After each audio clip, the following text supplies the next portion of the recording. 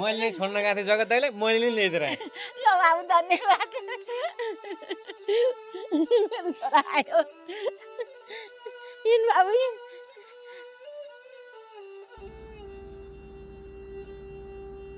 बस बाबु बस, त पनि बस।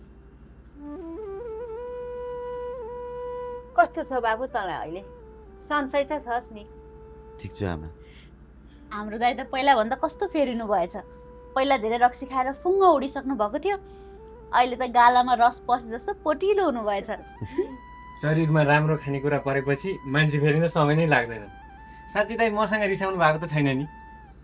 किन रिसाउनु हो म तसँग? मैले झुक्काएर पुनर्स्थापन केन्द्रमा राखिदिएँ, धेरै रिस उठ्यो होला है? तँसँग पनि रिसाउँछ होला र? तैँले त मेरो जीवन बचाइदिस्, मलाई नयाँ जीवन दिस्। तैँले गर्दा म पशुबाट मान्छे हुन पाएँ।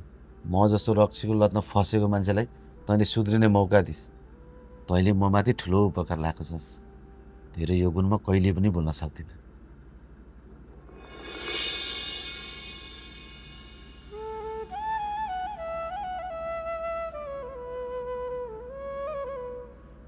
अब चाहिँ पक्का भयो, मेरो छोरा रक्सीको कुलतबाट पुरै बाहिर निस्केछ। छोरा सुध्रियो रमा? वास्तवमा भन्नुपर्दा म त तपाईँलाई त्यहाँसम्म पुर्याउने माध्यम मात्र थिएँ। यदि ठुलोबा र ठुली आमाले आफ्नो मुटुलाई गाँठो पारेर तपाईँलाई त्यहाँ लगेर राख्नुपर्छ भनेर हिम्मत नगर्नु भएको भए सायद आज तपाईँ यही गाउँको कुनै बाटोमा रक्सी खाएर लडिराख्नु भएको हुन्थ्यो होला। जसरी हुन्छ तपाईँलाई रक्सीको कुलतबाट छुटाउनु पर्छ भनेर मलाई जिम्मा दिनुभएको थियो। तर आज तपाईँ यसरी सुधेर आउँदा मलाई धेरै खुसी लागेको छ दाइ।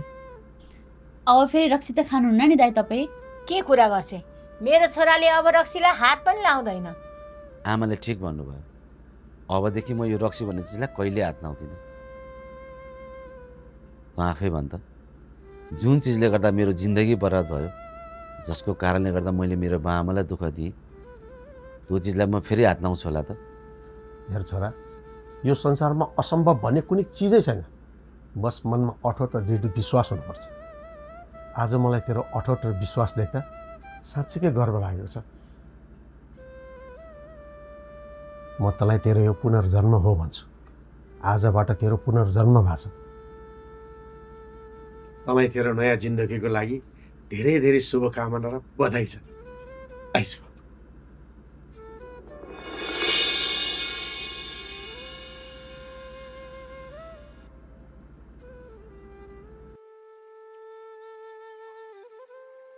घिसिङ घिसिङ घिसिङ घिसिङ परिराखे कि लड्डु खा ल। खुब तेरो बाआमाले चाहिँ नि मेरो छोरालाई रक्सी खाने ठाउँमा चाहिँ नि मार्छ पिटेर भने होइन? कहाँ त्यो घिसिङ? खै तेरो बाआमा भित्र हुनुहुन्छ? घिसिङ घिसिङ घिसिङ के भयो काकी? किन बोलाएको? खुब तैँले मेरो छोरालाई त्यो रक्सी छुटाउने ठाउँमा कुटेर मार्छ भने होइन? मारी के हो? के को मार्यो कि क्या हो? मेरो छोरो घर फर्केर आयो। त्यो पनि रक्सीलाई सधैँभरिको लागि टाटा बाई बाई गरेर। रक्सी छोडे जगतले? छोडे मात्र होइन, अब जिन्दगीभरले हात लाउँदिन भनेको छ। ल तिमीहरू पनि लड्डु खाऊ ल ल। 2-4 दिन छोडेर के गर्नु? लाग्यो भने कहिले छुट्छ? हेरिराख्नु, 2-4 दिनमै त्यसले रक्सी खान थालेन छ भने म मेरो 2टा कान च्वाट्टै काटेर फालिदिन्छु। ले लड्डु झन् सुध्रियो भनेर खुसी हुनु कथा गर्दा उल्टो 2-4 दिनमा बिग्रिन्छ भन्दो रहेछ रे। ले तँलाई पनि किन्न लड्डु।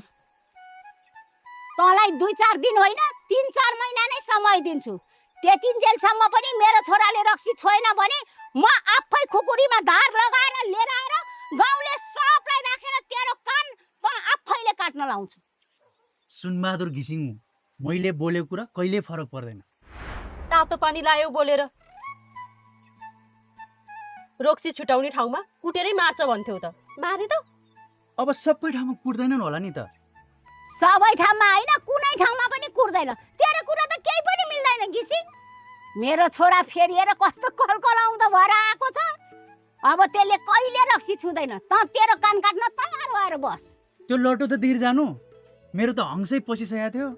मेरो छोरालाई नराम्रो भनेलाई दिन्छु लड्डु, धुत्रो पनि दिन्न। तेरो हंस जाओस् कि वंशै जाओस्। लोभी बुढी। तिमीलाई चाहिँ किन प्याच प्याच बोल्नु परेको? जगतेले रक्सी खाएन भने आउँछिन् तिनी बुढी खुकुरी बोकेर। त्यो जगतेको बानी मलाई थाहा छैन। बरु कुकुरले भुग्न छोड्छ, त्यो जगतेले रक्सी खान छोड्दैन, बुझिस्? सधैँ मान्छे एउटै कहाँ हुन्छन् र? राम्रा मान्छे पनि पछि बिग्रेर नराम्रा हुन्छन्, अनि नराम्रा मान्छे पनि पछि सुध्रेर राम्रा हुन्छन्। तपाईँ ढुक्क हुनु, अबदेखि बाबाले कहिले पनि रक्सी खानु हुँदैन। भोलि जगतेको छोरी, उसको बाबाको बारेमा त नराम्रो केही बोल्नै हुँदैन। तँ पनि ढुक्क हौ, तेरो बाउले रक्सी खान छोड्यो भने म मेरो 2 कान च्वाट्टै काटिदिन्छु। एउटा मात्र काट्नु, नभए चस्मा लाउनु नपाउनु होला। छोरी सरी।